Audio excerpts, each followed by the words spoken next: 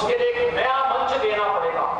आज भाइयों बहनों, उत्तर प्रदेश जिस दिशा में आगे बढ़ा है, पहली बार लग रहा है उत्तर प्रदेश के तरफ एक तरफ सुदृढ़ कानून व्यवस्था की स्थिति है, तो देश और दुनिया का हर निवेशक आज उत्तर प्रदेश में निवेश करने के लिए इच्छुक दिखाई देता है।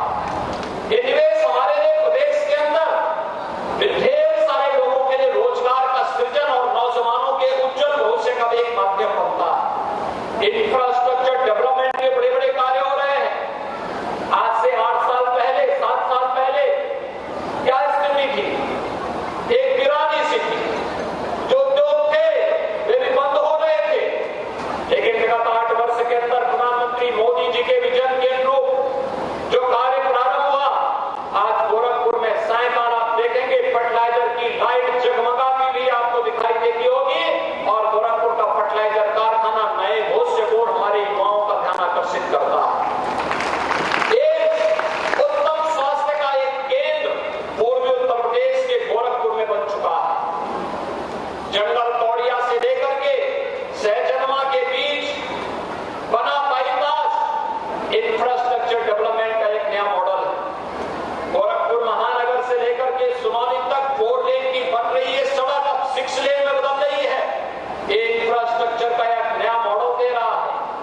गांव-गांव की सड़कें, मुझे याद है जब 1993-94 में इस क्षेत्र में मुझे पहली बार आने का अवसर प्राप्त हुआ था, तब मैं उस समय देखता था सड़कें नहीं थी, गांव-गांव में कच्ची सड़कें थी। बरसात के समय जीप नहीं चल पाती थी, गाड़ी नहीं चल पाती थी, ट्रैक्टर से खिंचवाना पड़ता था।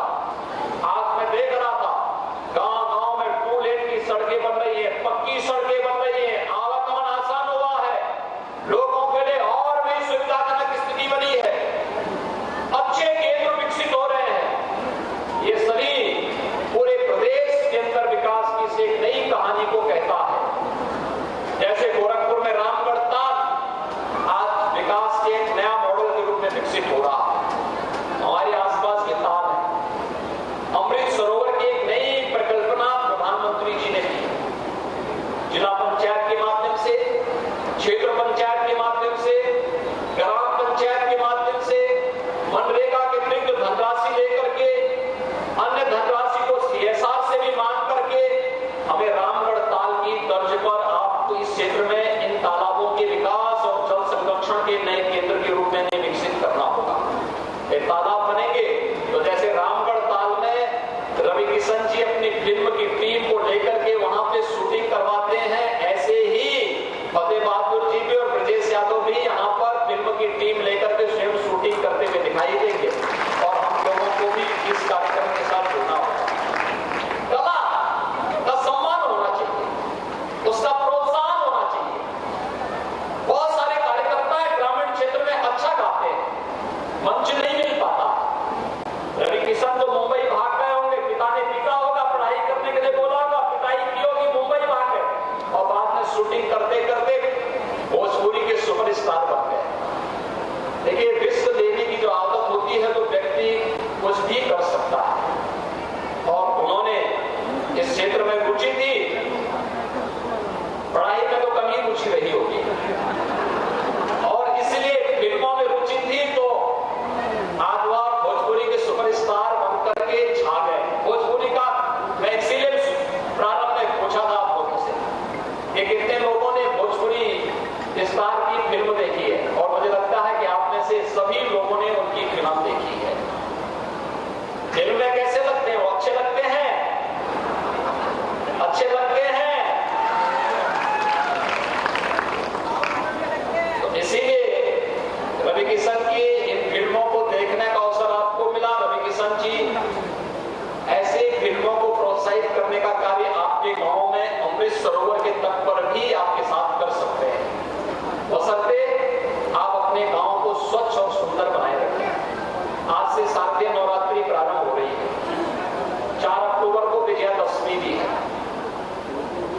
पर्व और त्योहारों का मतलब स्वच्छता के साथ जोड़ना चाहिए। याद रखना, मां भगवती की कृपा तभी होगी, मां भगवती की अनुकंपा हम पर तभी होती है, वहां की शक्ति भी है।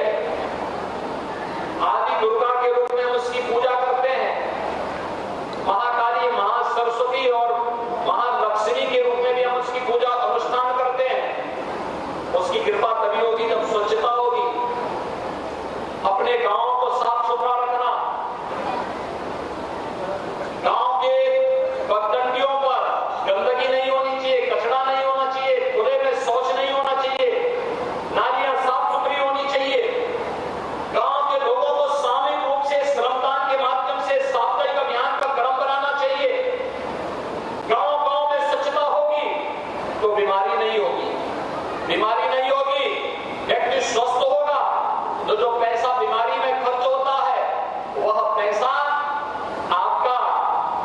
बीमारी पे खर्च न होकर के विकास पे खर्च होगा, लोगों को स्वावलंबन की ओर अग्रसर करने में खर्च होगा।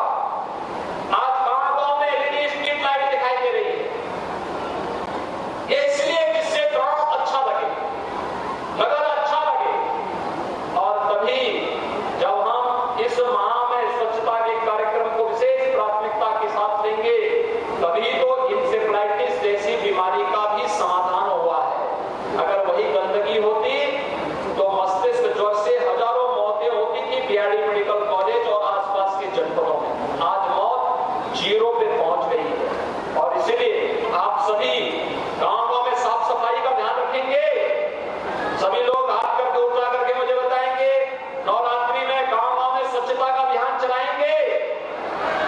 सभी छात्र छात्राएं भी और गांव में आए हुए लोग भी, हर गांव में स्वच्छता का अभियान चलना चाहिए। और फिर पर्व शांतिपूर्ण तरीके से पर्व और त्योहार भी मनाया जाना चाहिए।